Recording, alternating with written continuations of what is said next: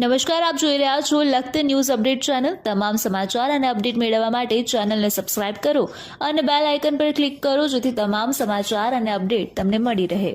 Lakhtar surrounding road એટલે લખતર ન્યાય કોર્ટથી લઈ અને સહયોગ વિદ્યાલય સુધીના રોડ ઉપર કપચા નાખી મૂકી દેવાતા મોટરસાઇકલ ચાલકો, વાહન ચાલકો સહિત પશુપાલકો અને પશુઓ પણ ખૂબ જ પરેશાન થઈ રહ્યા છે। ત્યારે આ રસ્તાની તાત્કાલિક ધોરણે રિસર્ફેસિંગ કરવા માટે થઈ એટલે કે કામગીરી ચાલુ કરવા માટે થઈ અથવા તો આ રોડ પર જે કપચા નાખવામાં આવ્યા છે તે ભરી જવા માટે થઈ અને માંગ કરવામાં આવી રહી છે। ત્યારે આ રોડ ઉપર કેસરી જતા ગામના લોકો સહિત CCIની અંદર જે ખેડૂતો છે તે કપાસ વેચવા માટે થઈને પણ આવી રહ્યા છે, તેઓ પણ ભારે હાલાકીનો સામનો કરી રહ્યા છે।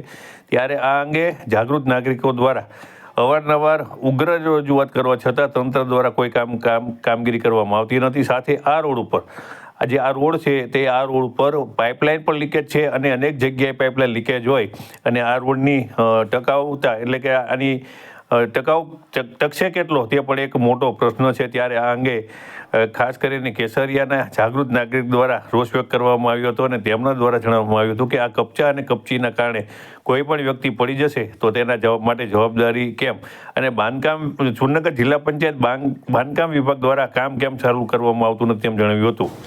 આ રોડ ઉપર કપચા મેટલ પાથરી છે, જિલ્લા પંચાયત અને હાથ પગ ભાંગશે। આ બાંધકામની જવાબદારી કોણ લે છે? હાલો, પાથરીને બેઠા છે।